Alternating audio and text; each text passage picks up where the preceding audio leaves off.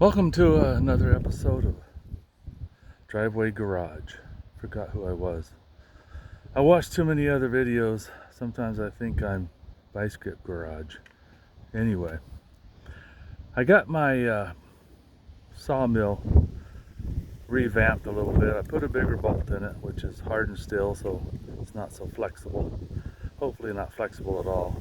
I started doing this, making a video, and my nut and washer fell off the end, so that didn't work very good. So I tightened it up really good. I sawed a little bit. I'll flip this around here and you can watch me in action. And then I'll probably pause it and show you what I'm using. So hang on a second. Okay, I'm going to go over there and get started.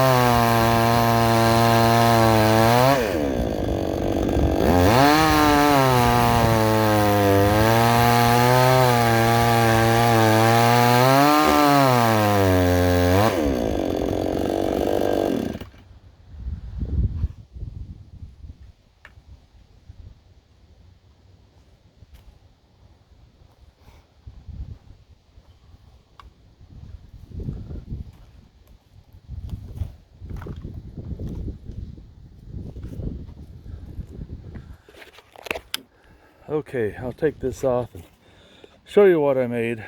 I made a jig out of a 2x6 and I put screws in the sides of these pieces of Trex. I cut that in half lengthwise, and then I put a washer between the Trex and the 2x6 to give me a little bit of slack so it's not such a tight fit. And I drilled a hole in my chainsaw there, and that's how I attach it. And flip this up so you can see it. There's better ways to do this. I'm just messing around trying to figure out what's going to work, but took a couple small hinges. I got a hard steel bolt. I got the longest one I could find at Ace Hardware. I wanted a longer one to come all the way over to this side, but I couldn't find one. I'm sure I can someplace. Anyway, I've got a big washer on the inside, and then a smaller washer, and then a nut to hold it there. Same thing on the outside. That'll give you a better view of it. You got to really tighten that up. The reason I wanted a longer bolt is so I could stick this bolt out about 1 inch and put 2 nuts on it and lock them together, so it wouldn't do what it did the first time I tried this, which was the nut fell off in the washers, and then you're not running a straight line at all. Now, I don't know if you can see it, but I tried this before with a different bolt, and you can see This is my first cut, how choppy it was. And you get down into here, this is just terrible because the bolt bent and it would just not stay rigid. Now this bolt is hardened steel. It's I think 3/8. The other one was a 1/4 inch. It's a lot more stable. I tried to cut it where I could cut all the way through. You can see hopefully the ground down there. And that end up there, it's a lot thicker. So I never got all the way through it, but I'll do that later.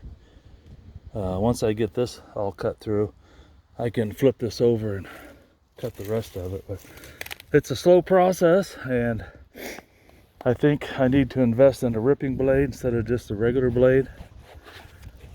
I guess the teeth are at a different angle and they just cut better.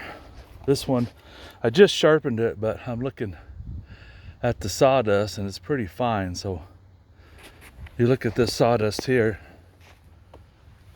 it's more like chips.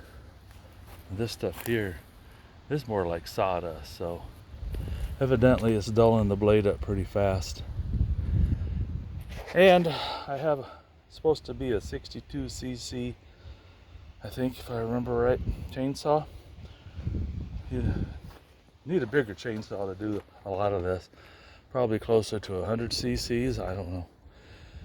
And this is a cheaper Chinese chainsaw. It was like $150, $175 versus $500, $800, $1,000 for a steel or a Husqvarna, which I just don't want to spend. Because I'm just messing around trying to make use of some of this logs and see if I can cut some dimensional lumber. Anyway, thanks for watching. If you decide to do this, all you need is a 2x6. Probably any length will work. I think I have about 18 inches. And you could use 1x4s or 2x4s for the side pieces. I made them oh, you know, yeah, this part here, you don't want that sticking down further than 1.5 inches because then it'll be touching the log instead of riding flat, and then you'll have a rocky board. But once I get a good edge on this, I'm thinking about getting an Alaska chainsaw or a chainsaw mill, so then I can cut on the horizontal instead of the vertical, up and down. We'll see. I want to get this one cut all the way through, and maybe I'll try to pause this and come back and see how it turned out.